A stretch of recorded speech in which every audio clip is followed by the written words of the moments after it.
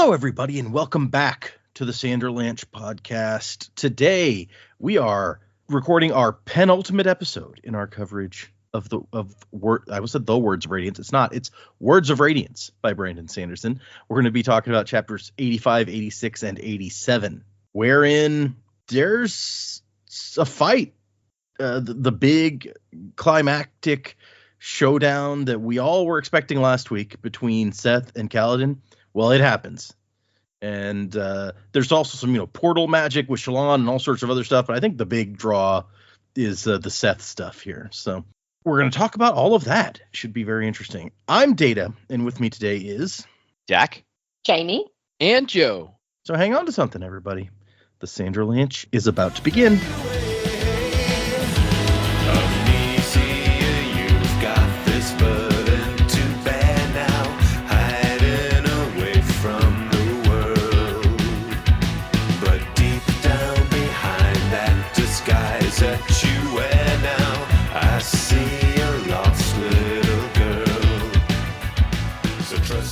So yeah, 3 chapters this week and some action-packed chapters. What did you guys think of these 3 chapters? Yeah, no, these chapters were, the Szeth fight. I was 100% in on that. I just ate that up completely. Loved it. Loved every second.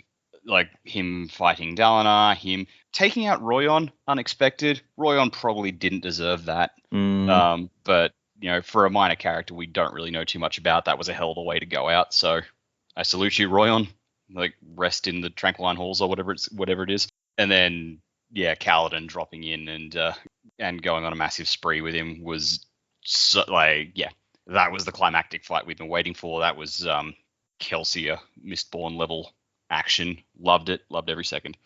Like, the other stuff was good too, but just it's hard to match the excitement of that. Shallan doing her thing with the portal was really cool. Yeah. Whatever's going on with Renarin, he doesn't seem like he's having a good time. I did think from when Szeth showed up, the Parshendi just seemed to vanish from the narrative. I'm not sure if I just missed something there, but they just, I don't know. I thought we were still retreating from a battle there. And then when Szeth showed up, it's like the Parshendi just were not a factor anymore. So I don't know if they've run away or if they were all killed or I don't know what's going on there.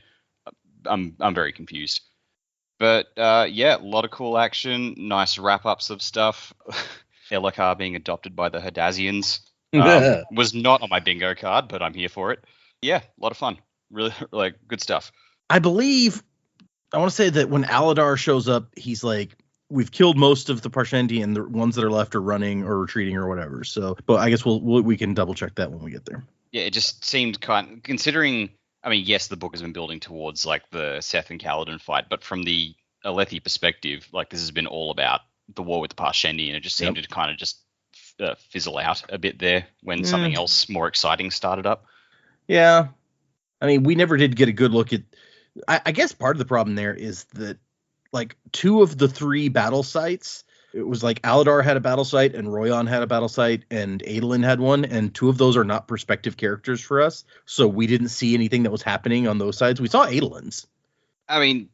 Sure, but also this set of chapters we read through in quite a number of perspective characters who were not on that bloody list. So they could have easily just had something from Royan or Aladar's thing. It's we've beaten them back. Or something, I don't know. Royan in the sky. You're right. He probably didn't deserve that.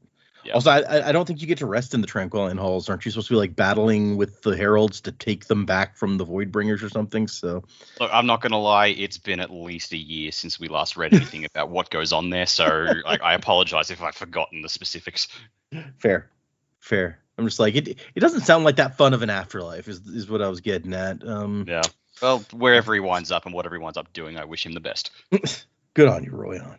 Yeah, look, my sentiments pretty much echo what Jack had to say. That's the battle we always look forward to reading about. So that was a lot of fun. I did love seeing Kaladin just kind of embrace it and own it, and off we go. I did love that his shard blade didn't have to be a blade. That was a cool little touch that I hadn't really considered before, but as we know, everyone else that we know that has a shard blade has an actual blade. So that was that was a lot of fun. Definitely provoked a lot of thoughts for me about Shallan's past and Patton, and yeah, how that all came to be, because we've made some assumptions about how she got her shard blade, but that was definitely thought provoking. And yeah, the Parshendi, I was like, we have been building to this battle for 2 books now, 2 really large books, to have it kind of take a back seat. So I've got some feelings on that too. But yes, there was a lot of perspectives. Yes, there was a lot happening. Almost too much happening, but admittedly, I did have to stop-start a lot when I was going through these chapters this week, so I didn't really get a good continuous run at it. But it was good. Like, we always like this part of the book, so I look forward to seeing how some of that pans out now. Yeah, it's interesting to me that you both kind of have that same feeling, that it's like kind of not as big a deal as we expected from the final battle with the Parshendi. But I mean, yeah, like, as I'm thinking about it, I'm like, I guess I can't disagree with you. It does seem a little bit anticlimactic, and we get distracted by like, hey, what are Kaladin and Szeth up to, huh? Interesting. Yeah, I mean, it seems like we're coming to the end of the book, wrapping up a lot of what Dak and Jamie say. I agree with, for sure. I do think that the climax is probably not the Parshendi. It's definitely, we kind of left that behind. I think maybe our climactic moment for that was Adolin kicking Eshonai off into the chasm. That's probably our moment of climax for the Parshendi fight itself. Hopefully, a good amount of them have survived. We're unsure on that at this time. I think that's kind of, where R'lain was coming from near the end of our section, when he's like, well, I hope some of my people are alive. Maybe I'm the only one left.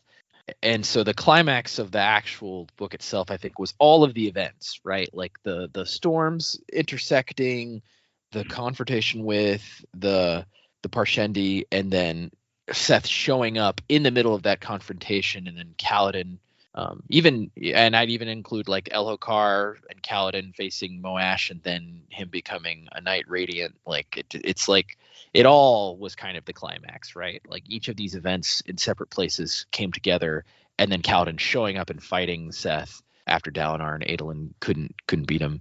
So I actually really enjoyed kind of all of those events converging. I feel like there was a lot more convergence from each of the separate storylines than we even saw in the last book. So I really enjoyed that, right? Because a lot of our characters in the last book were still separated. Shallan was not, in the thick of things yet with the rest of the characters, and so now, all the people that we've been reading about for 2 books have converged, and not only that, they also know to an extent what each other are. Now, Shallan still has some weird secrets going on, but for the most part, everybody's kind of put their cards on the table and it's like, yeah, I'm this, or I have this power, or I do this. So it's kind of a cool moment to experience that, and like everybody kind of being like, oh, yep, we are these things and we have these powers and we're acknowledging it now. So I really enjoyed each of the sections for that reason, for sure. As far the only thing I was slightly disappointed by, which I mean, it does sound fun and cool, but it also gave me kind of like a Last Jedi feel, was when Lopin's sitting there with the gem and then he absorbs a little bit of light. I'm like, oh no, now is everybody gonna have light powers, even the Herdazian? I mean, look, if he gets his arm back, that's awesome, good on him. But at the same time, I was like, what are we doing here? Is everybody about to get powers? Is it gonna be well, I guess not everybody got powers in Legend of Korra, but you know what I'm saying. So that's exciting, but also like, I don't know about that. It could oversaturate the powers market. Yeah, well, I mean, look, the Knights Radiant are coming back, so I guess like maybe the Spren are just like, F it, we're coming out, we don't care anymore. Let's do this thing. Like maybe there's just a giant influx of Spren after Kaladin fully realizes like his Knight Radiant ship. They're just like, yeah, let's do this. Plus all of the, you have in addition all of the Parshendi, well, not all the Parshendi, a lot of the Parshendi using Spren as well. So it's like there's a big Spren influx into their reality is what I'm saying.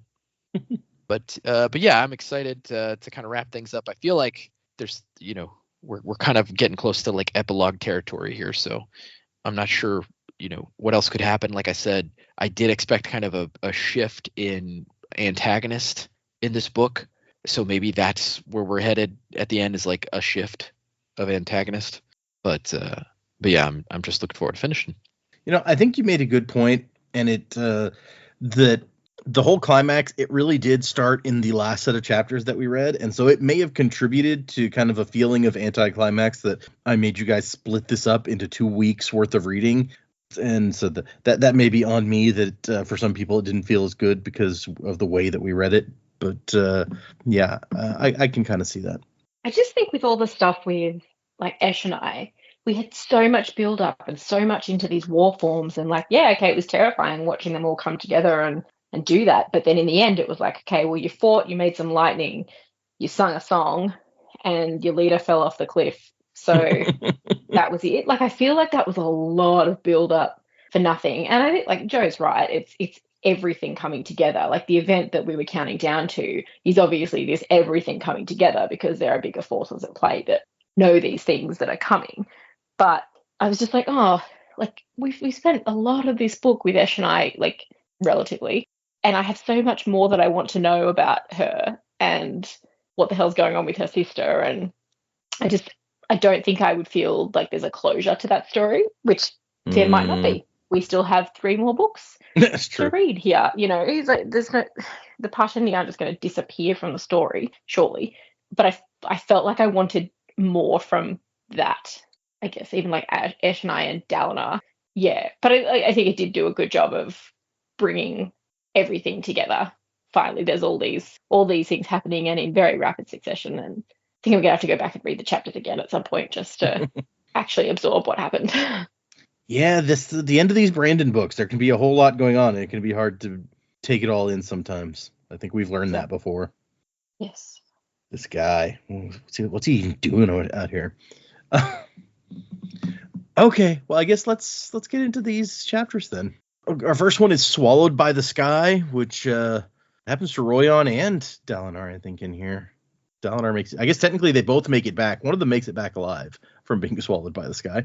Oh, actually, I'm sorry. Before we even get into it, I told you guys that there was a part from this book that Brandon changed after it first came out. Does anyone have any thoughts on what that might be? Before we actually get there, I want to see if anybody calls it.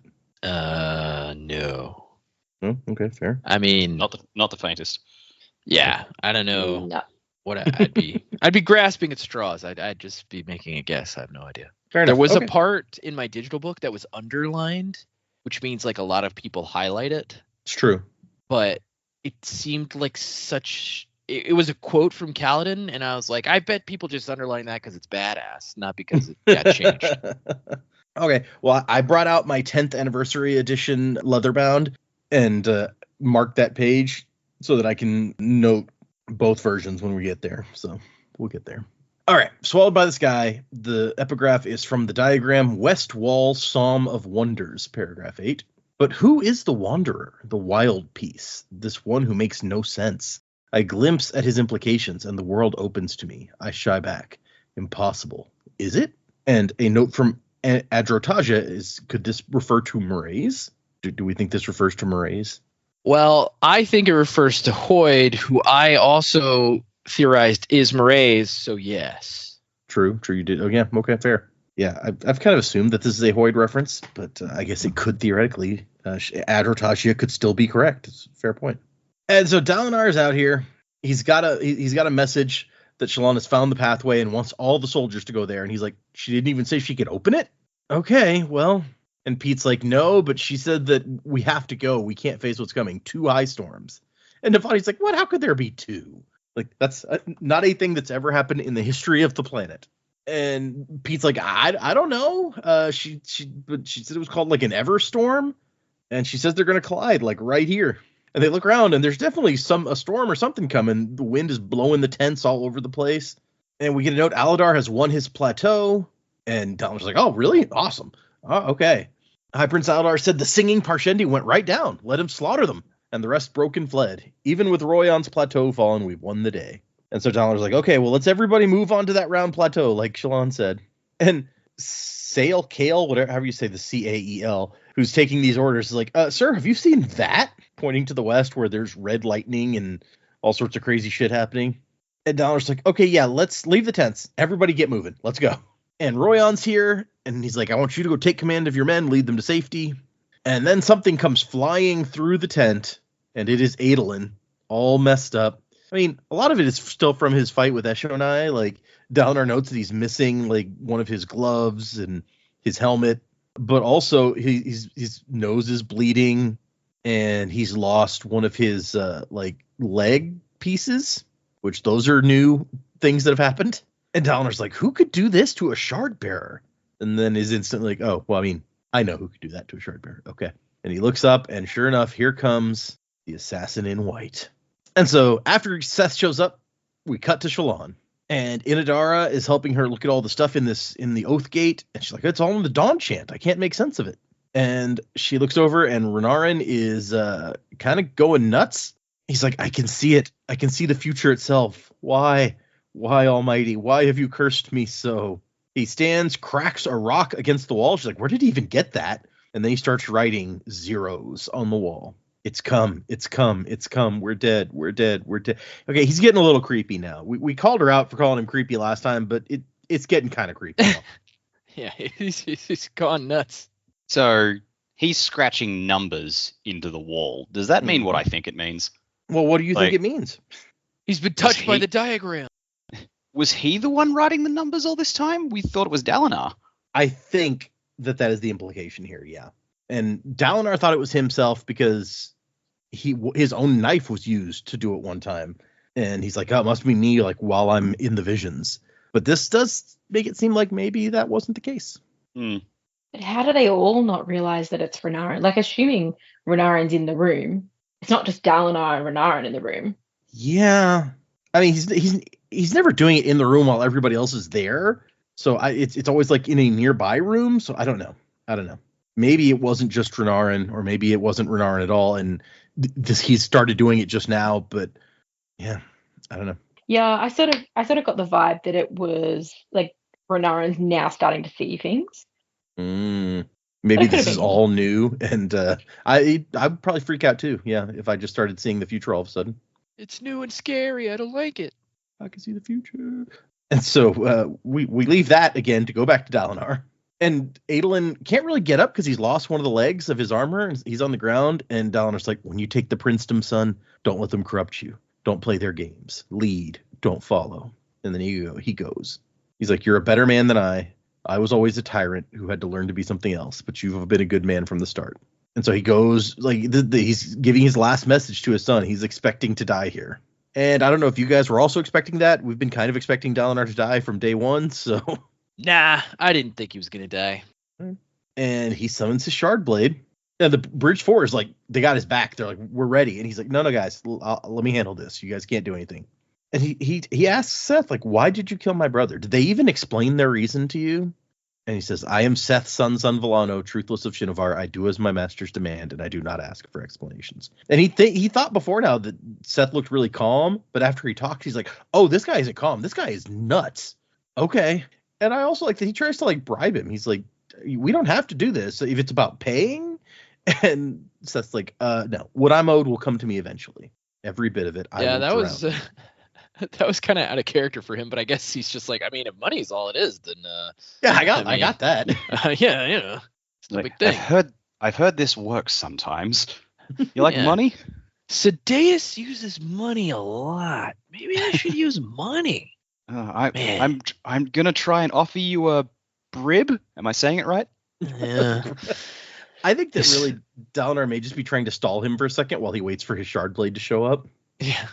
And if Sadeas wasn't such a major dick, I'd ask him. But I don't have the time, and he is a dick. He is. It's true. Aladar, you know anything about bribs? Bribs? Do you mean bribes? Yes. Yeah. It's like, no, I don't think that's it, actually. Wait, no. That may be something else. How do you spell it? Neither of them can spell. I was about to say, yeah. Wait, never mind. You can't read. Neither can I. This is good. And then we cut to Adolin as this battle between Dalinar and Szeth starts. Who's like, I gotta help my dad. So he starts trying to get out of his armor. And Scar and Drahi are there to help him up. And he's like, dude, you guys are awesome. You're getting a raise. Let's get this armor off me. And then he looks over and Dalinar is fighting like it says he moved beautifully. And we cut back to Dalinar, who's fighting for his brother. He's fighting as he wished he had all those years ago for the chance that he missed. And he's just like he's like top form. He is moving so fast, so perfectly. But Szeth is moving supernaturally fast, and Dalinar cannot quite match that. So he manages to hold his own for a while. It says he survived, but he did not win. And eventually he makes a mistake, and Szeth gets a punch in, which cracks his ribs. And he's like, oh, this is not good. And Dalinar concludes, like, as he goes down, he's like, he knew the truth he always should have known. If I'd been there on that night, awake instead of drunk and asleep, Gavilar would still have died. I couldn't have beaten this creature. I can't do it now, and I couldn't have done it then. And it brought him peace after 6 years to know that, like, it wasn't his fault that his brother died. Yeah, both peaceful and major bummer. Yeah. Although, honestly, yep. I got to say, we saw, and it's been a long time since you guys read this, we saw the fight between Gavilar and Szeth, and it was actually pretty close. I think another Shardbearer might have made the difference. Yeah, or he might have been able to turn that to his advantage with lashings. True. Could have. Yeah. And we cut, and before we cut, like, as Szeth's about to kill Dalinar, somebody shows up. And he's like, is it Adolin? Holy crap, no, it's Royan. And Royan has gathered together a group of soldiers, and he's got his sword out, and he's like, let's get this dude. And it doesn't go well. Szeth touches Royan's chest, and Royan shoots into the air, trailing Stormlight, screaming as the sky swallowed him. But he lasted longer than his men, because Szeth just goes in and cuts them all down, 12 soldiers in an instant. That's really sad. Poor Royan. And his men, who, like, went with him to take on the assassin, like, so brave. Yeah. He was he wasn't, obviously I didn't like most of the High Princes, but, like, you just feel bad because he's like, yeah, we're gonna be heroes. Oh no, we're not. That didn't work. We weren't main characters, damn it. Who knew? No one's safe. We didn't have plot armor. It's a shame. Then again, I mean, there's a main character who definitely gets, like, some bad stuff happen to him in this section, so True. This does give Adolin some time to, like, get himself up and involved, though. And the note that he can still hear Royan screaming somewhere up there is upsetting, but not as upsetting as a moment later when, still screaming, he comes back down and hits the ground with a sickening wet crunch. Yeah. Ugh. Honestly, I thought, because, in a moment, Kaladin saves Dalinar from the same fate, and I thought Kaladin was going to show up and save Royan, and then when that did not happen, I was like, oh, poor guy. That's sad. If only he'd been thrown up in the air a few minutes later. Yeah, right? Royan's going, if only I was a major character. Yeah. Yep. Yeah. Kaladin's probably like, oh, there's somebody. Oh, no, I'm not going to make it. Hopefully that wasn't somebody I like. Yeah, he's like, he sees it far off. He's like, oh, I'm not going to get there in time. Okay. Oh, that ain't good. That's a bummer, but, So Adolin gets back into the fight, but he's really still no match for Szeth. So it's not going to go well. But then 12 bridgemen form up around him. He's like, wow, these guys are awesome. Like, they saw what happened to Royan and his guys, and still they showed up to get my back. I like these guys. That is pretty impressive. Right? Kaladin has trained these men well. Bridge 4! Ask yourselves this. Would Kaladin do this? Yep. Oh, we're all going to fucking die. Okay. Yeah, exactly. Right. Would our boss do that? Yeah. Okay. Dang it.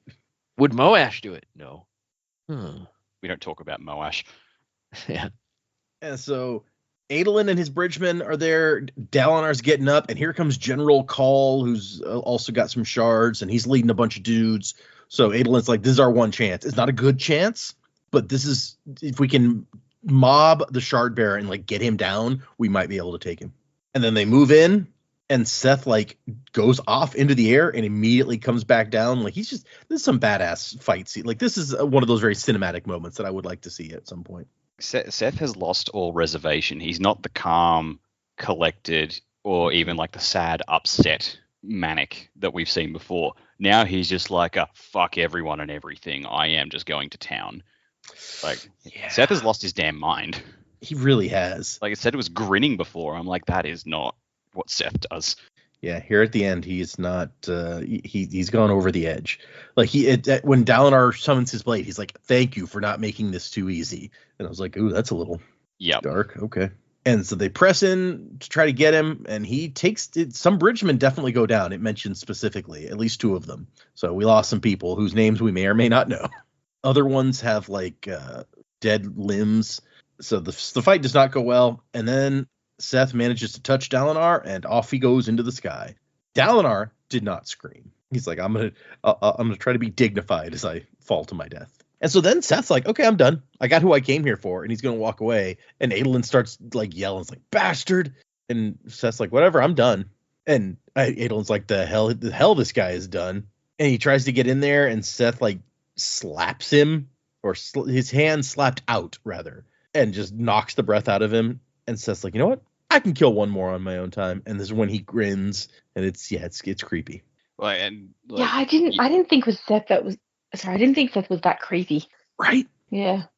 But I mean, like this moment more than any other, he hates killing. He's always hated killing. He's always been disgusted that he has to do it. And now he's like, all right, what's one more? Like, oh shit, son, what have they done to you? He's got ruin in his brain. I mean, it kind of feels a little bit like it. Yep. Even as he's grinning, it says his eyes are wide as if he was in enormous pain. Also, I guess I kind of skipped right over the moment where like he breaks Adolin's wrist, but he hits Adolin's shard blade so hard with his own shard blade that it snaps his wrist. So that's that's messed up. And then he looks up, he's like, Father, I'm sorry. And then all of a sudden a glowing dude just kind of like starts drifting down out of the sky and hits Dalinar. And Adolin's like, what? Okay, I've gone nuts. All right, I guess. And Szeth, on the other hand, is like, what? No, I got you, damn it. And then near Dalinar, here comes a blazing fireball of light falling out of the sky, doing a superhero like Iron Man landing on the stones. And like a ring of smoke expands from him, making a large glyph that remains for a moment before it puffs away. So how does that work? It's just like part of the powers that the smoke makes a glyph? Yeah, I don't know. I mean, like when he got it in the last section that we read, it like the ice that appeared made a glyph behind him. So... Yeah, there's something. The magic apparently likes glyphs. Who knew? Yeah, that's like some Final Fantasy X summoning type crap. Very anime moment, but I couldn't tell you which. I was thinking it felt a little Elantris. That was very much about like the written magic-y things. Sure. And Kaladin gets his badass appearance, like superhero appearance line. You sent him to the sky to die, assassin, but the sky and the winds are mine.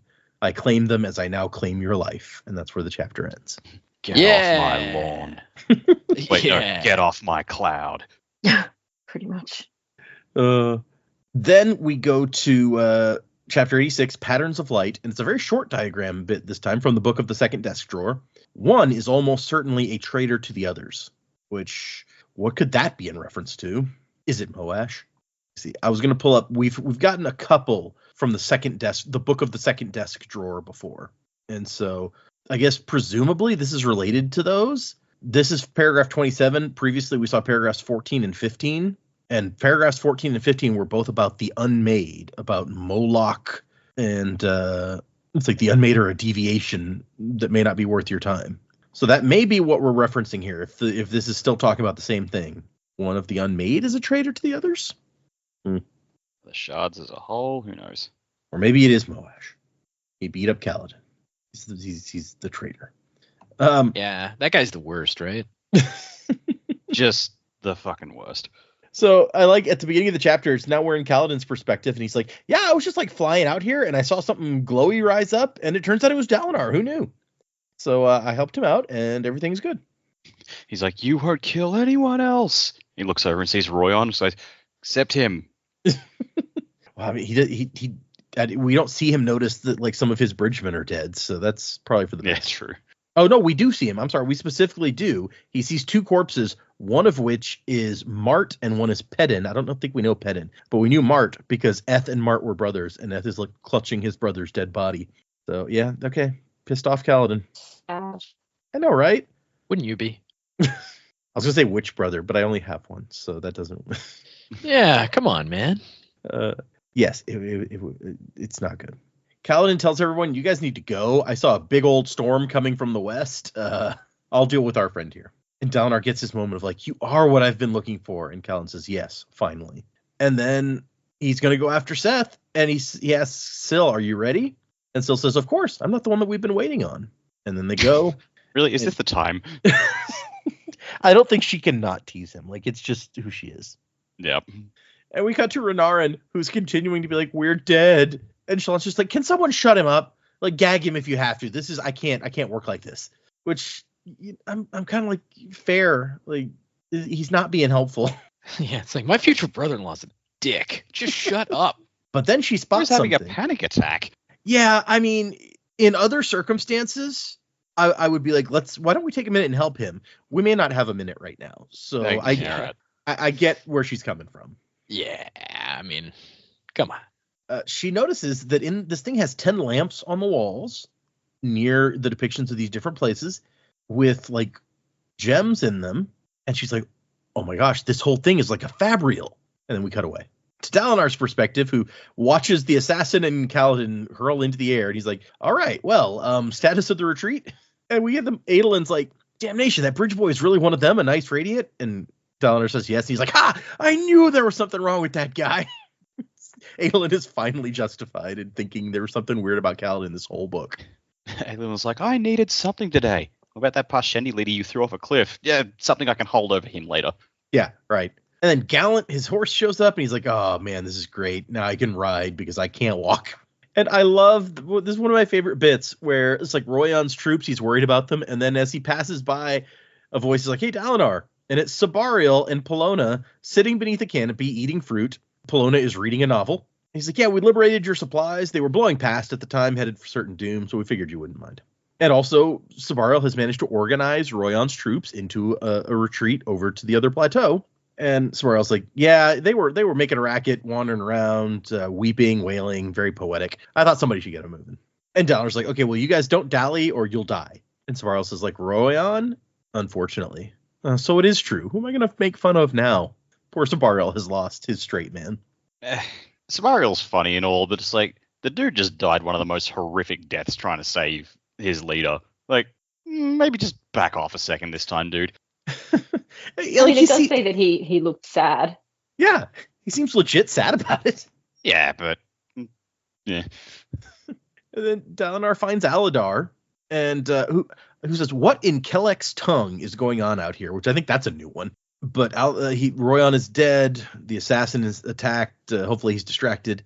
And Aladar's like, "Hey, we won. I scattered those Parshendi. We left more than half of them dead, maybe even 3/4 of them. And Adolin killed even more on his plateau. And the ones from Royan's plateau have fled. We won." And then he's like, I mean, it doesn't matter, does it? Shouldn't this feel better? Like, and Dalinar says, exhaustion, pain, suffering, that's usually how victory goes. Which, yeah, that's nice. Very cheery. And we cut to Kaladin, who is fighting Szeth up in the storms. And he's just happy. Like, Syl is alive. A lot of people died down there in the army, but still, things have taken a turn for the better. And she says, I was only as dead as your oaths, Kaladin. And then he notices, okay, so that red storm is from the Parshendi. Why is there a high storm coming? And she's like, oh yeah, my dad. He brought the storm, rushing its pace. He's broken. He doesn't think any of this should happen. He wants to end it all, just wash everyone away and hide from the future. This is the ultimate get off my lawn. It really is. And Kaladin's like, oh, so the Stormfather wants us dead too. Awesome. This is the best day. And we find out that he can summon his Syl. It says Syl formed into a blade. So the blade is literally made of his spren. And he doesn't have to wait 10 heartbeats because the delay is something of the dead, she said. They need to be revived each time. So all other shard blades are dead spren, we learn here. Yeah, super cool. Not morbid at all. Like it. Which also explains why they scream when Kaladin touches them, because he can hear them. Yeah, it's like, not only are we dead, we're in agony. Yeah. But not manhandling the bodies. I mean, yeah. It explains a line that we saw before. I don't know if you guys remember. Let's see. Let's see if I can find it. Maybe it was in the first book. Let me go back to the Way of Kings. Oh, crap. That's the Way of Kings Prime. I don't want the Way of Kings Prime.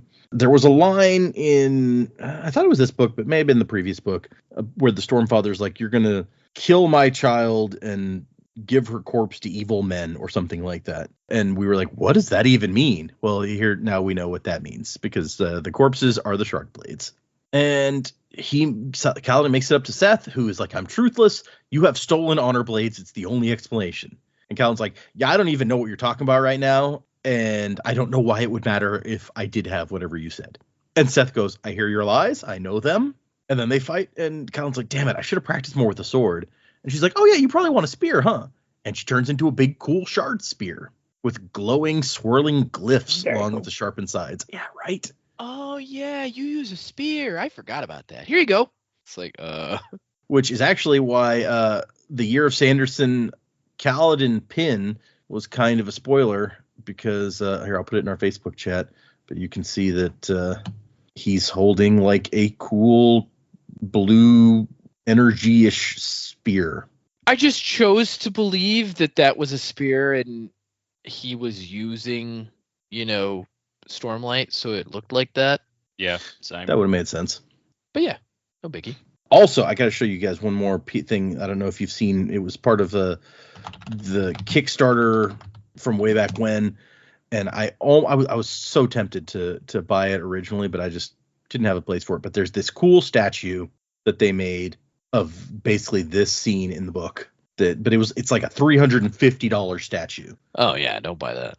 And I was just like, nah, that's too much. I can't afford to spend that kind of money on the statue. But it is very cool. That is really cool. And it separates into two parts. Yeah, they showed that off at the con that we went to. I just didn't know what it was because I didn't know anything about the characters at that point. Yeah, we hadn't started Stormlight at that point. So, but yeah, very cool.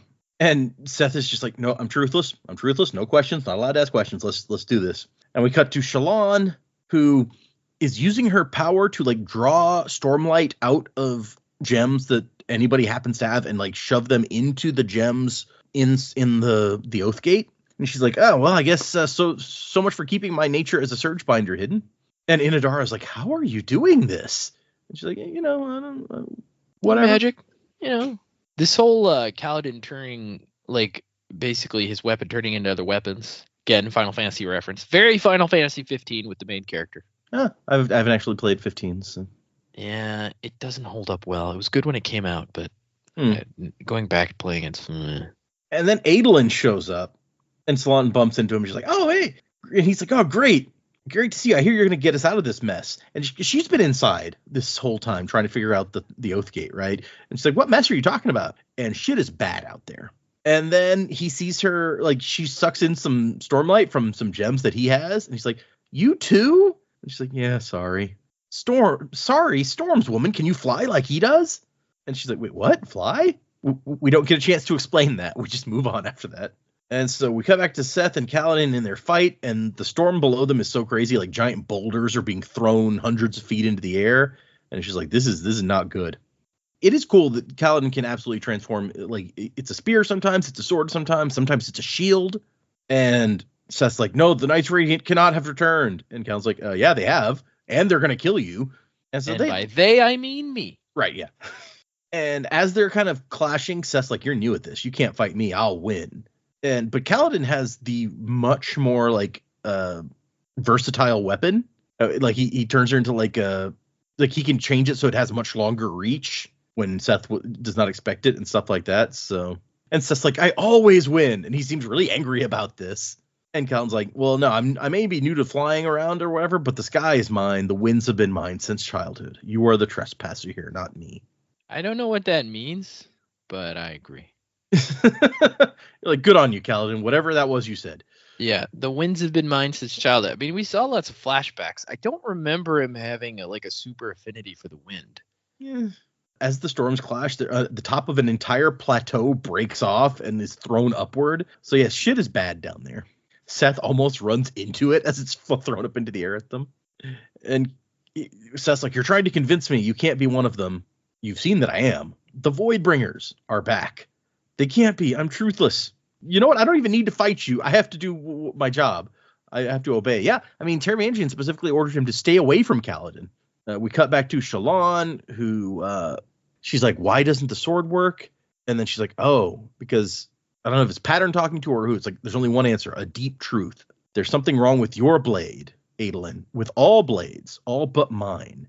Pattern, and then Pattern forms into a blade in her hands, the blade she'd used to kill the hidden soul, and she puts that in the slot, and it totally works. So this raised questions for me. Yeah. Because so she's bonded with Pattern like way back? When did she get the sword? Because we know when she met Patton, but she knew she had a sword. Mm-hmm. Did I miss something, or no? Because we saw Pattern seemed to be brand new when she met him, and like he was dumb on the boat and stuff, right? Like he had no experience in our world as far as we could tell. But she already knew she had a sword at that point. This is a question you are supposed to be asking at this point. Okay. Yeah. Okay, great. It's also confusing because she says that she used to kill the hidden soul. What is she talking about? Yeah, that's a good question. Okay. But yeah, it's like we don't actually see it happen. The 10 lamps fade like closing eyes, and then we cut away. But we find out in a minute it worked, so it's all good. Yeah. And as Kaladin and Szeth plunge into the storm, fighting, Syl's like, "Hey, be careful. My father really doesn't like you." It's like his father-in-law. It's like, yeah, he doesn't like you. You should be careful. But flying into the high storm, which is the source of stormlight, energizes Kaladin and gives him stormlight. So that's pretty cool. And he manages to kind of like Szeth flies through the storm, and he kind of gets around and catches him from behind. But as they break through into the open, they look down at that plateau, and the whole army is now gone. And Szeth is just like standing there like, what the hell? And inside, the storm sounds have suddenly stopped, and they pop outside, and it looks like the same plateau, only now it's sunlit, and there's a bunch of people standing there, and there's a mountain range that is unfamiliar, and up on the top of that is a giant ribbed tower shaped like cups of increasingly smaller sizes stacked atop one another. Urithiru, the plateau hadn't contained the portal, it was the portal. So everybody on the whole plateau got transported to Urithiru. So it's in the mountains is what we got. Not some sort of space city or, hanging in the air. It's up in the mountains. Can we know that from the interlude where Szeth went there? We did, yeah. Just thought it was worth noting again now that we finally arrived. And Szeth is pissed off because Dalinar's gone. And then he's like, wait a second, I know a thing that looks like this. They went to that city, didn't they? And Kaladin, once again, no idea what he's talking about, but follows him anyway. Kaladin's like, can somebody clue me in here? What's happening? But yeah, the problem is Szeth now knows where Dalinar has gone, theoretically, and Kaladin does not. So he cannot let Szeth get away because he will not be able to find him again. And Szeth breaks through the storm. Kaladin kind of sneaks around the side. He's like, oh, he thinks he's lost me. And then they fight some more. And Seth's trying to get away, and Kaladin is not letting him. It's very cool. And Szeth is eventually like, it's really true. I was right all along. I was never truthless. I could have stopped the murders at any time. And Kaladin's like, yeah, I still have no idea what you're talking about, but you never had to kill anybody. My orders. No, that's excuses. That's a you choice, man. If that's why you murdered, you're not the evil man I assumed. You're a coward instead. And Szeth is just like, looks at him and is like, nods. Like, yeah, no, you're right. And Kaladin moves in to get him, and Szeth does not parry. He just closes his eyes. Kaladin drove his blade into the assassin's chest, right below the neck, severing the spine. Smoke burned out from beneath his eyelids, and his blade slipped from his fingers. It did not vanish. Okay, so that's different. Is that different in your version? Yep. Okay, I thought you had the same version as me, but I may have gotten you a different one.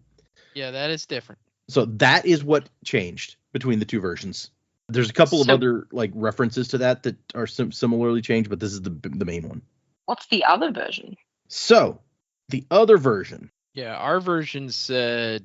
Wait, did you guys have that version, Australia? Yeah, did you guys have like he stabs him in the chest? Oh, was it the chest or the neck? Well, it says it goes through his spine. Yeah. Yeah. But it had his eyes smoking up and stuff. Yep. Okay. So you guys got an older version too. My version is the only one that did not have that. That does not happen. I think he cuts his hand. So yeah, okay, in ours, I just got here reasons he couldn't have articulated. Kaladin diverted his blow, driving the blade through Szeth's wrist. Yep. Wrist, yeah. Oh, hang on, what? The skin grade. No, I listened to it. Oh, so the audio one is the original one. Interesting. And so yeah, in the changed version, he cuts through his hand. Szeth drops the sword. The connection between them breaks, so he's hanging in the air with no superpowers anymore, and he falls into the storm. So that's why you're okay. So Jack and I had a very brief conversation about this after it happened, and I'm like, I'm pretty sure he's dead, and you're like, I don't reckon he's dead. I think he's coming back. Yeah, but part of my predicament's like, I don't think Szeth is dead. So suddenly it makes a lot more sense why I was on that train and you weren't. And I'm like, really funny. Oh, okay, cool. Because like, the smoke through the eyes really tells me dead. Yeah, you would think, right? You didn't bring that point up. I would have just gone, smoke through the eyes. What? Yeah. Okay. Yes. So I had to pull up the explanation of why he was changing this. So I knew as soon as the book released that I'd done it wrong. The battle at the end between Kaladin and Szeth, I toyed with letting the storm take Szeth, essentially him committing suicide, as opposed to him spreading his hands and letting Kaladin kill him. I felt that after the oath Kaladin had just sworn, stabbing a docile opponent unwilling to fight back just didn't jive. So I tweaked that, changing the paperback from the hardcover, which produced mixed results. Most people agree the change is better, but they also say they'd rather not have the hardcover and paperback have different accounts of it. Yeah, I mean, that makes sense. It's like, we like the way you changed it, but also, like, if I read this version, it's this. If I read this version, I mean, I get it. That is kind of like almost like a George Lucas-esque thing to do. It kind of is, yep. Whereas, like, in other like works of fiction where they're like, oh, I should have changed that, they just tell their audience, like, yeah, I did that, and now that I think back on it, I wish I'd done it this way, but, you know, it is what it is. But I also think too, it's not that Kaladin was fighting an opponent who wasn't willing to fight back. Like, he stopped fighting. He was fighting, and he stopped in that moment. Like, I don't see that as Kaladin being like, I'm striking down him after he stopped fighting. Like, he went, you have a point. He was expecting a return and it didn't come. Yeah, I think you're right. That it does make a difference when it's like, he's not fighting right this second, but it could be a feint or something, like, you know, that. Yeah. I can't pull my punches just because all of a sudden he's acting a little weird. Exactly. And how fast that would have happened too. Like, Kaladin is, you know, striking now. You don't know he hasn't parried until he didn't. Exactly. But I'm pretty sure his intention is that Szeth is dead either way, although the smoking eyes really does seem a lot more solid of an indicator. It's pretty definitive. Yeah. And his blade drops and Syl's like, hey, don't lose that. Grab that blade. And he does, and they have a little conversation where she's like, hey, good job. You know that you almost killed me, right? He's like, yeah, I thought I had. And she goes, and you're intelligent and articulate? You forgot the compliment. I mean, that was just a statement of fact. And then they have a moment where they smile together and everything feels good. And then we get our last chapter for today, The Riddance. And this is from the diagram Writings Upon the Bedstand Lamp. So on the lamp itself. And this is... Has anyone reconstructed the room? Right? Yeah. Would be very cool. I wonder if they just left, like, he moved into a new room after that. They're like, this is all too important to, like, mess with. Yeah. Adrotashia's third translation from the original hieroglyphics. So apparently there's questions about the translation being correct on the first two. Chaos in Alethkar is, of course, inevitable. Watch carefully. Do not let the power in the kingdom solidify. The Blackthorn could become an ally or our greatest foe, depending on whether he takes the path of the warlord or not. If he seems likely to sue for peace, assassinate him expeditiously. The risk of competition is too great. So there's some specific Dalinar stuff. So Kaladin is down on the Shattered Plains again. He's like, yeah, it's all broken again. Passing heaps of rocks and stuff. And he's like, I mean, is this going to keep happening with the other storm? Is it still out there? And Syl's like, yeah, it's a new storm. It's not of us, but of him. And he goes, is it going to be this bad every time? And Syl's like, well, I don't know. It's never happened before. And then he goes, so how did the army just vanish? And she's like, also don't know. I was with you. I was kind of distracted. And this is where they have the conversation. So they're all Spren, all Shard Blades. She says they live again a little when someone summons them, sinking a heartbeat to their essence. Because you can't kill Spren are forces. You can't kill them completely, just sort of. And I love that when he is like, that's weird. She calls it out. It's like, no, it's normal. You break a rock and it's still there. It's just two rocks. Break a Spren and she's still there, kind of. It's you guys who are weird. You break you and something changes. And then we talk about the blade. Why doesn't this one scream when I hold it? And she goes, because that one's not a Spren. I think it's one of the honor blades, the swords of the heralds. So we finally specifically get a call out of what honor blades are. They are the swords that belong to the heralds, which I think we'd already theorized, but this is calling it out. I think, yeah, when they said there was 10 of them, we thought, oh, that's got to be like the originals, the OGs. Yeah. And that's exactly what she says, basically. Is that what Dalinar now has? No. He had the other guy's sword. He has a sword that he took from town, but we established that the descriptions are different. It's not the sword Talon showed up with. Somebody swapped them out at some point. Okay. So she says, any man who holds this weapon will become a wind runner. Honor gave these blades to men, and the men got power from the blades, Spren saw what he did and figured out how to imitate it. So they really are like the OG blades. And so with this sword, someone can do everything you can do, but without the checks that a Spren requires. So they don't have to be honorable or whatever. They just get to have powers. And then he sees some guys and he's like, hey, and it turns out that it's some of the bridgemen. They've come, they're here. And Rock's like, oh, you got another shard blade, or is this one yours? And Callan's like, oh no, I took this one from the assassin. And they're like, holy crap, you slew the assassin in white? He's like, oh yeah, no big. Yeah, he was a wuss. I told him he was a coward and he just gave up. He kind of did. It's true. And they talk about the Radiant girl, and he's like, oh, Shallan? Okay, yeah, no, I got it. She had a shard blade, so it kind of makes sense. And so she sent them back here to wait for him because they knew this is where he'd be coming. Oh, and also R'laine is here. And he's like, oh, dude, it's so good to see you. Bright Lord Dalinar has pardoned R'laine, Sigil says. And Callan's like, for being Parshendi? And R'laine's like, no, for being a spy. A spy for a people it appears no longer exist. And so, like, Shallan brought them here and dropped them off. But, like, she's the only one, other than Kaladin, who we now know has one, with one of these, like, living shard blades. So she's the only one who can work the machine. So if Kaladin hadn't showed up, these guys would be kind of screwed out here. And Kaladin's like, should I tell them about Moash? Like, what do I say? And so it turns out we lost Mart and Pedin and also Rod, who was one of Lopin's cousins, who hardly spoke any Alethi, but it's still sad. Such an average name among all these others. Yeah. Kaladin, Adolin, Rod. Maybe the Herdazians are just a simpler people. Yeah, it's not short for Rodney. Don't get that idea. It's short for, like, Rodolphus. And then Teft says, hey, dude, right at the end there, right before you showed up, I swear I saw a couple of the lads glowing with stormlight. It seems like the Order of Knights Radiant were made up of more than just the knights themselves. And Callan's like, I wonder what it's going to do to the Alethi social structure when, like, a group of slaves starts going around with glowing skin. And Teft goes, yeah, not to mention your eyes. And it turns out Kaladin's eyes have now become pale blue, like glassy water, he says. Lighter than that of any king. Oh, he's got to love that. Yeah. Kaladin has become what he is. But it does bring up, like, oh, so the Light Eyes rule, maybe, because of the memory of the Radiance and what they looked like, basically. Which is not a good reason to be able to oppress everyone, but I kind of get it now. Storming Light Eyes, and he's like, crap, I'm one of them. I can't even say that anymore. And then Shallan we cut to Shallan, who's waiting around, and she sees, like, the Oathgate flash. And she's like, oh, good. They made it back.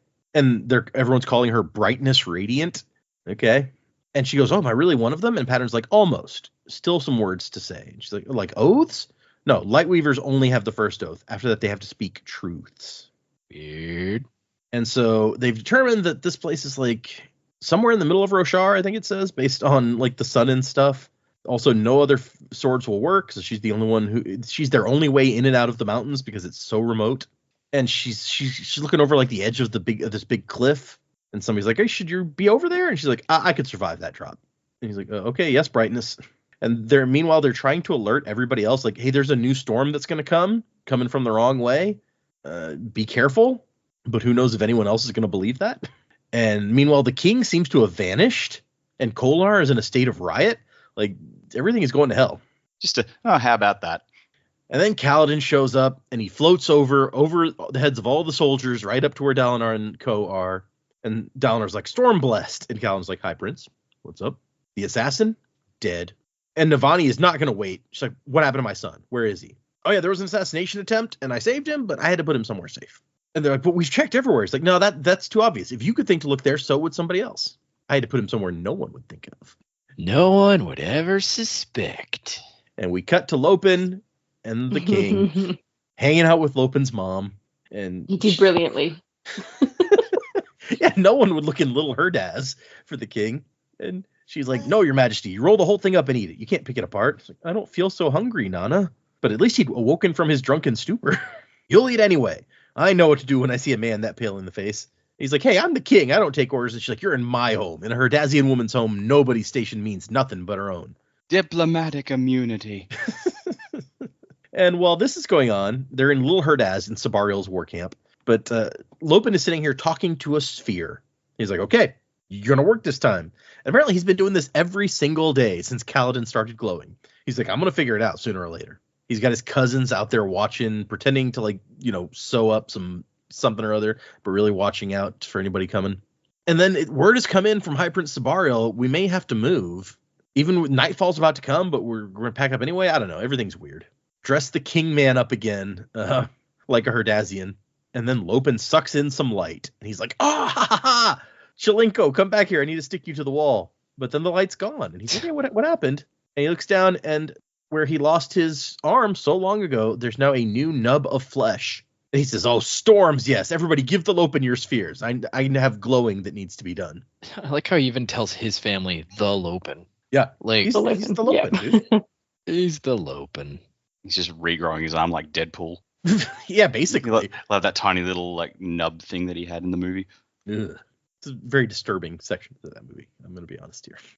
We cut to Moash, who's in the back of a cart. He had to hide his plate and blade as he and Graves are heading out of town. And he's just like, holy crap, I tried to kill Kaladin. Everything fell apart. The king lived, Kaladin got his powers back, and I'm a traitor twice over. Yeah, and now we have to see inside your head. Everyone loses. And it turns out that Graves knows the thing's called the Everstorm. And he says, the diagram's vague. We only know the term because of old Gavilar's visions. The diagram says it'll probably return the Voidbringers, though. So those have turned out to be the Parshmen, it seems. Damnation, that woman was right. So Graves says, I thought for sure my interpretation was correct, that if we removed Elokar, Dalinar would become our ally in what is to come. So I assume that the beginning of this chapter, where it's like the Blackthorn could be our ally or our greatest foe, depending on blah, blah, blah. I assume that's what Graves is referencing here, when he's like, I thought I was interpreting it correctly, but apparently not. Or maybe I was just too late. Head up, Moash. Bringing a Shardbearer back will mean my mission wasn't a complete loss. I'll introduce you to the diagram. We have important work. The salvation of the entire world. And Moash is not really feeling this. He's like, I've been played for one of the 10 fools, and I don't even know how. And that's the end of the chapter. So we end on a Moash. So for next time, we're going to finish this book, y'all. We have chapters 88, 89, and the epilogue. And then you guys, there's an end note and like the Ars Arcanum. You can go through all that if you want. There's nothing that I'm like, you absolutely have to read in that. But there's some interesting little bits. Chapter 88 is called The Man Who Owned the Winds. Chapter 89 is called The Four, and the epilogue is called Art and Expectation. So let's move into predicaments. What do you guys think? Where are we going? What is going to happen from here? Oh man. Well, yes. As we mentioned earlier, I think Szeth is still out there. It's my whole. I didn't see no corpse, so there's no body. They're still alive somewhere. Depends which version you read. Yeah, well, that's kind of true. True. Yeah. I don't know in what capacity. He's really just crossed over the horizon there. He has no blade. Presumably he has no powers. So, like, he has no status, no standing, no nothing. Like, he's, yeah, like Daredevil after Born Again. But, yeah, we'll see where that goes there. I don't know. I feel like we're probably going to see more of, we're going to go back and see Kholinar, hopefully. Maybe that'll be the close there. I wonder if we're going to see anything of Eshonai in the epilogue, maybe, just because I feel like her story, considering she was our, every interlude, we saw her, but then she just kind of, Wile E. Coyote off a cliff. I think we need her just to really just tie up the Parshendi story for this book. So I'm hoping that we still get a glimpse of her. But yeah, beyond that, I really don't know what's going to go on. I assume that we'll refound the Knights Radiant for realsies this time, with Kaladin and Shallan at their heads, and Dalinar being like a proud dad. Yeah, I want to know what's happening with Renner, and surely we have to talk about that. But I don't know. There may not be time. Hopefully, he's doing better now. We live in hope, but I don't know. No one else seems that bothered by him. I mean, yeah. There was jokes in the fandom that Dalinar sometimes forgets he has two sons. So yeah, Renarin is like, he's no Denethor, but yeah. So refounding the Knights Radiant would make sense at this point, now that we've got at least two of them up and ready to go. It depends on if our friend has managed to kill off a bunch of other ones. There may be some other ones out there just waiting for the chance to join up. You never know. Yep, we'll see. And apparently some of the boys are glowing up, so maybe more people have something. I get the feeling if the Lopin winds up with a Spren, it's going to have an attitude towards him very similar to how Lift's Spren Wendell treated him. Yeah. It's like, oh my god, would you stop doing that? I don't know if his friend was anything like Syl. I feel like Syl would be okay with the Lopin. Like they both have kind of a silly side. Maybe. Also, I see that, like, I think everyone is like, it's that same, like, didn't see a body. You guys are like, Eshonai is still out there. Like, we didn't see the body. Yeah. Okay. Fair enough. Yeah, look, I mean, we're very much in the wrap-up portion of this book, so there's probably a little bit more to happen here. There's a bit to go here. I would expect we're probably going to focus on Kaladin and Shallan at the moment. The chapter, the 4, I haven't really thought about Lift in a while, but... Oh, yeah, Lift is out there with superpowers. That's a good point, yeah. Lift is out there with superpowers, and I think the only other person we know of that has a Spren that we were really hoping would come back would be Yasna. So yeah. that makes 4, maybe, that could be hopefully involved here. I mean, assuming there's going to be more than 4, obviously, but one would maybe hope, need probably, 4 to really start things going, until they're the 10. I don't know. That's a complete guess. Stab in the dark. Yeah, I don't know. I don't know where we're going. I would like to see if we could see what's going on with the Parshendi. I mean, part of me is like, I really want Eshonai to sort of still be out there, but at the same time, it might be like scarier if her sister like took up the mantle or something, but I don't know who's still there and what forms they're taking, whether their storm form was still around or what. And then we've got all of this stuff happening with the Everstorm going the wrong way and what that's going to do to everywhere. I don't know. I feel like we've kind of closed off more in this book than we did at the end of the last book. So it's could go anywhere. I like that you brought up Yasna again, because that's, you guys have been holding out hope since the beginning of the book. You're like, Yasna could still be out there somewhere. So it would be funny if they got to your Theru and she's just like sitting up there like, hey, what took you guys so long? Stop, guys. Yeah, but like the more that I think about her death, yeah, like we saw her get stabbed, but I don't know, could she just die like normal? I mean, her Spren was around longer than Patton, we believe, but did she know how to use her blade? She certainly seemed a lot more practiced with her abilities, so that is she the OG new Knight Radiant? Maybe she's, what better way to sort of go underground? And the fact that she was brought up again by Graves made me think, there's more to that. Like, yes, there's significance there through, they were both in Kharbranch, like Taravangian and Yasna. Yeah. There is a connection there that's not, like, if she was dead, it could still be explained. But the fact that he was talking about it just made me think, I feel like that's just peppered in there to make you think, remember Yasna? Like, she's got relevance. So, yeah, I think I was already firmly in the camp that Yasna's alive. Yeah, and we had a hint also in the Taravangian thing where he was like, was Yasna alive? Like, he suspected? Had she faked her death? But so we've gotten a couple of bits in here that are kind of like drawing your attention, like, hey, remember Yasna? Maybe she's still. Yeah. So I see where you're coming from. If she's gonna show back up this book, we're almost out of time though. There's other pretty books. Cool though. It's like the last thing. It's like, boom, there's Yasna. Yes. I'm back, bitches. Yeah. Okay. Yeah. So the next chapter, I mean, I feel like that's probably a reference to Kaladin or maybe the Stormfather himself. So we could have some interaction between him and Kaladin. I'm assuming that's who Dalinar interacted with as well. So based on the events that took place, so maybe Dalinar will interact with him some more because he was definitely talking to Dalinar. It's true. The 4, I agree with Jamie, but I actually think the 4th person is a different person as opposed to Lift. I do think Yasna may show up at the end of the book. I think we've been waiting for that for like almost the entirety of this book. Mm-hmm. And so it would be kind of a cool thing right at the end. It's like, Yasna's back. Things are getting crazy. And so I do think that it's possible for her to return. But I actually think the 4th one is Dalinar, because Dalinar's been having conversations with the Allfather or with the Stormfather. He's got to have some Radiant connection as well. Oh, okay. Also, I believe there was a reference to him earlier in the book, calling him a bondsmith. So I feel like that's probably whatever his Knight Radiant title or whatever. Because, what is Kaladin's a storm? What is it? Storm Runner? Wind Runner. Wind Runner. And then Shallan is a what is it called? Lightweaver. Lightweaver. Lightweaver? Yeah. So I think Dalinar's was made reference to as a bondsmith in like a diagram or something in a previous chapter.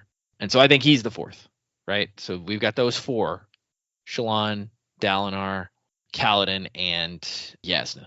So I think those are the four that it's making reference to as like the founders of this new Knights Radiant peoples. And then what was the epilogue title? The epilogue title is Art and Expectation. Art and Expectation sounds like it's in reference to Shallan, right? Yeah, I can see that. She's all about the art. But I mean, I assume everybody's going to be featured in the epilogue. And so we'll get everybody kind of back in and see where everybody's at. Yeah, Moash, maybe I'm hoping he's not in the epilogue, honestly, but I think him leaving with Graves was probably his version of the epilogue.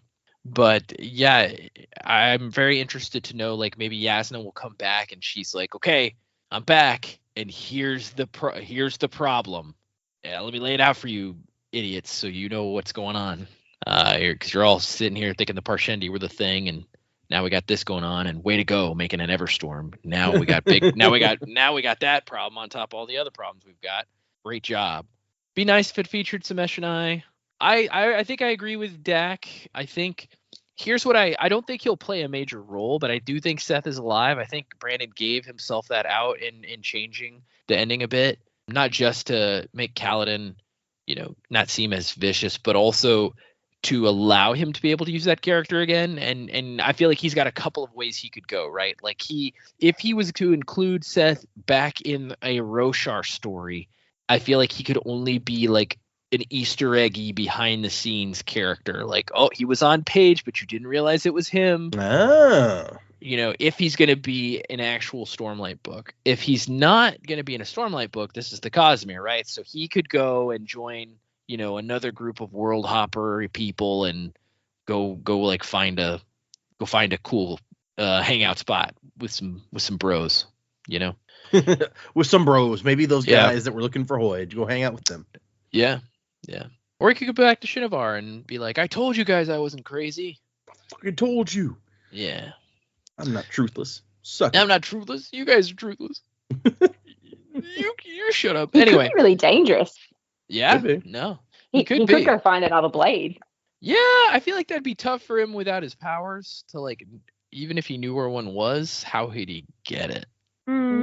But maybe you're right. That could be an interesting story to see. Someone else is stealing them, though. Yeah. Yeah, apparently. But yeah, I don't think he's dead. I think we now have that out where he could be alive. But yeah, I'm excited to finish this story though. Be fun, and then, man, what could the third book have in store? Who knows? Okay, so I will note that we've heard the term bondsmith a couple times in this book, in the text of the book. For instance, in one of the epigraphs, it says bondsmiths, they had members only 3, which number was not uncommon for them, nor did they seek to increase this. So I think it's only bits from Words of Radiance epigraphs that we see that. But what you were remembering, I think, was when I read the back of the book, which I'll touch on that part again. It says, the Windrunner is lost in a shattered land, balanced upon the boundary between vengeance and honor. The Lightweaver, slowly being consumed by her past, searches for the lie that she must become. The bondsmith, born in blood and death, now strives to rebuild what was destroyed. The explorer, straddling the fates of 2 people, is forced to choose between slow death and a terrible betrayal of all she believes. So there you go. That's what I'm remembering.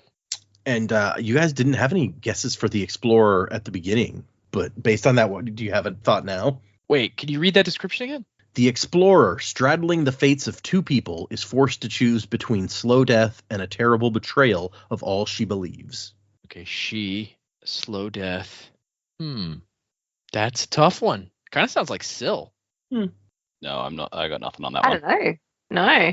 So I'm pretty sure that is a reference to Eshonai. We found out that she loved exploring and making maps and things. True. She has to decide about between the slow death of her people as they're fighting against the Alethi and losing, or trying this new form that may return the gods and betray what they believe in. That makes sense. So pretty sure that's what that references to. But it would be interesting also to see, he was pretty dead, but to see Szeth crop back up on a different planet or something, I agree that would be pretty cool. He's at least left himself open to that possibility by changing, the circumstances of the death. Yeah, I guess I could see that. Although, I mean, still, it's like it wasn't until the paperback apparently that he changed that. So that's like a year after this came out. I feel like that's a year when people would only have that one version of the story. So I don't know. But you're right that he changed it later, so it leaves the door open in a way there. Yeah. Okay. Well, let's do a couple emails, and we have one new patron. So if you want to grab your list while we do the emails, we'll go through that. Sweet. Oh, geez. Okay. You know what? We're gonna come back to that one. I need to reread that one. There's a lot of math in it, and I was like, I don't remember this one offhand. So yeah, we're gonna come back to that. This email is from Aldchad, who we've heard from before. I recall that name, Aldchad. They told me how to pronounce it previously, and it's been too long now, I think. This email is titled, How Many Czech Listeners? Hey, Sanderlanche gang. Hope you're all well. First, I want to congratulate Jamie and Dak on your baby. Second of all, since someone asked how many listeners you have in Poland, I'd like to ask a similar question. How many do you have in the Czech Republic? I wouldn't be surprised if I was the only one, but maybe there's someone else out there. Wellington to the next, and so on and so forth. So let me pull that up real quick. Thanks. Okay. Oh, let me go back. Let's look at the last 12 months and see how many downloads we've had from the Czech Republic. In the past 12 months, we have had 882 downloads from the Czech Republic, accounting for 0.5% of our total. So probably not all one guy. That's a lot of downloads if it was just one person. Yeah, unless he just keeps deleting it and re-downloading it. Only you, Aldshot, know how often you download the show. So I guess you have to tell us. Are you the only one? And you do it. You the guy? Yeah. Okay. And a second email. This is from STE. A message from the past. Thanks for the podcast. Hey, Jamie, Joe, Dak, and Data. I just wanted to take a moment to thank you for your podcast. After finishing The Wheel of Time, I finally decided to dive into the Cosmere and did read Mistborn in January. After some research, I found your podcast and realized that your reading order aligns with how I plan to go through the books, at least as far as I planned up to now. So I listened to your discussions on the first book before moving to the second. Since I usually read these books without anyone to discuss them with, your podcast is adding a whole new dimension to the experience. It's great to hear different perspectives, theories, and insights, even if they're a few years old to you, but fresh to me. And luckily, I don't have to limit myself to reading just a few chapters a week. I have plenty of books to catch up on. Speaking of which, this email is technically a message sent into the future. From my perspective, you're still back in 2020, about to start the Well of Ascension. So if you ever mention this email on the podcast, I won't hear it for quite a while. It's like sending a letter through time. Oh, and since I've only just finished the first book, I'm still holding out hope for volcanoes. Thanks again for all the work you put into the podcast. I'm looking forward to the journey ahead. Well, you're not to be surprised. Well, not completely. Remember, there are volcanoes. There were always volcanoes. Like we knew that from the jump. Yeah, but there's a lot of volcanoes. Yeah. But welcome from the world of tomorrow or whatever. Whatever. I'm going to do one more email. I'm going to skip one that's quite long, but I'm going to stop to note. It's from Philip, who the signature says, much love from Czechia, Philip. So there's another person from the former Czech Republic who sent us an email. So there's at least two out there. It's funny we had those at the same time. This last one I'm going to read for today is from Steph. It says, love the predigging.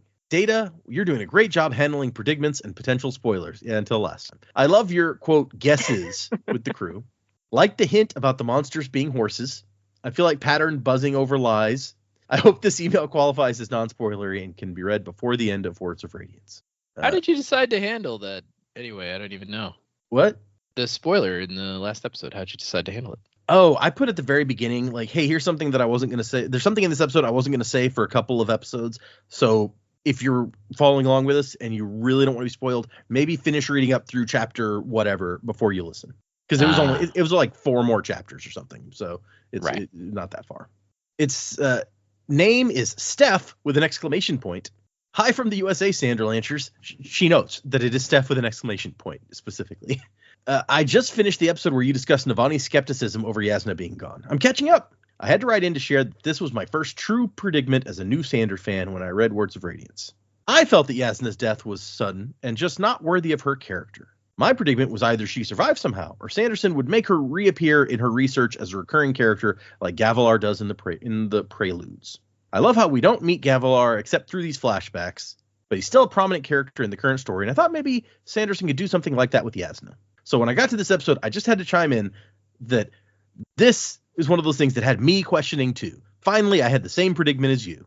Of all the Stormlight books, this one had me out of my seat and screaming by the end because Sanderson's plotting skills, so I do hope you enjoy it as much as I did. Keep up the healthy amount of skepticism because your predicaments are my favorite part. All the best, Crabs. From Maryland, Steph with an exclamation point. So thank you, Steph. Or do you have to say it like, Steph? Like, do you have to exclaim? I don't know. Yeah, just be real natural, like, thank you, Steph. I like people that I like that there's people out there like, yes, we both have the same prediction. Don't know if it's right, but I like that we're on the same page. Okay, and then we have one new patron, and our new patron is Danny. Danny, you are a sentry. You store wakefulness. Go. So thank you for joining the Patreon. If anyone would like to send us an email, the address is thesanderlanche@gmail.com. Find us on Instagram and Blue Sky and Patreon, where I continue to post my reactions to reading Wind and Truth for the first time. So if you want to be like Danny and hear me ramble more than you already have to, feel free to check out the Patreon. This is Data from the editing room, back to let you know about another little Patreon benefit that we're going to have up. After we finished recording this episode, I did a live reading with the crew of a small section of Chapter 88, the very last viewpoint of Chapter 88. Some of you probably know which bit I'm talking about, just from that. I think what we're going to do is it's going to go up on the Patreon this week after this episode goes up as a special early access bit for our patrons. And then next week or the week after, I'll put it up through our regular channels. I'll either tack it on to the end of the next episode or maybe just put it up as its own special little extra thing for everybody. But there we will get their live reactions to some interesting reveals. So if you're interested in getting early access to that, check out our Patreon. Now back to the actual episode. But thank you so much to all our patrons. You guys are awesome. To all of the emailers, to all the people hanging out on our Discord. You can find a link to the Discord on our website, www.thesanderlanche.com, if you want to join up.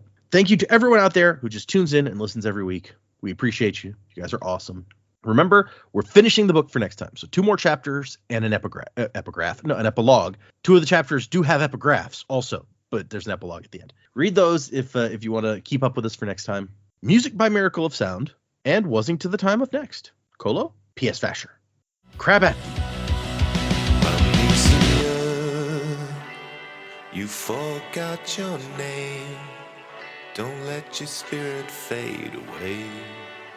Amnesia, you've been through such pain, but you're growing stronger every day. Amnesia.